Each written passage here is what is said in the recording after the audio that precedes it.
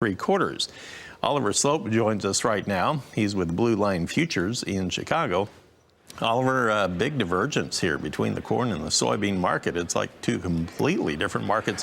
Why are the traders so bulled up here on the soybean side of the ledger? Is this all China talk, or what's that about today?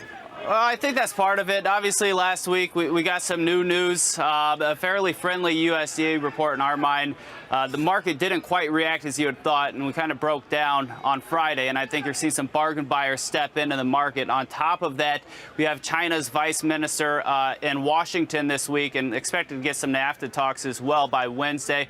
And I think those some of these market participants and traders are expecting that to be relatively friendly. So I think you're seeing a little bit of a bid in the market. However, if you back things out from the technical perspective, the bears remain in control.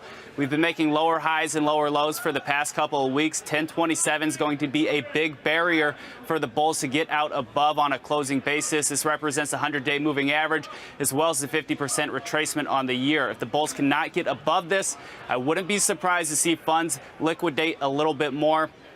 Friday's commitment of traders report showed that the fund sold about 55,000 contracts. They're still net long quite a bit, about 120,000 contracts. So if we aren't able to get a technical breakout above 1027, wouldn't be surprised to see the bears step back in and the funds continue to sell.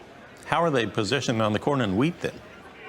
On corn, they're still long, about 206,000 contracts. The commitment of traders report is through May 1st to May 7th, and they actually showed funds adding to their position through that time period. And I think that's kind of been priced in. In real time, they're probably a little bit lighter than 206,000 as we saw some pressure come into the market over the last week, not only from fund selling, but I think we saw some producer selling start to kind of kick into gear as well, as we couldn't see prices really accelerate much after the USDA report on Thursday. And I think that's probably the smart and prudent thing for producers to take advantage of some of these higher prices. We've gotten a nice little pullback here. We're still friendly corn, but I wouldn't be surprised to see just a little bit more of a pullback, and I think that'll provide some really great value going forward. For that July contract, I think there's a lot of technical support between 390 and 394.5. This represents a retracement on the year as well as a 50-day moving average.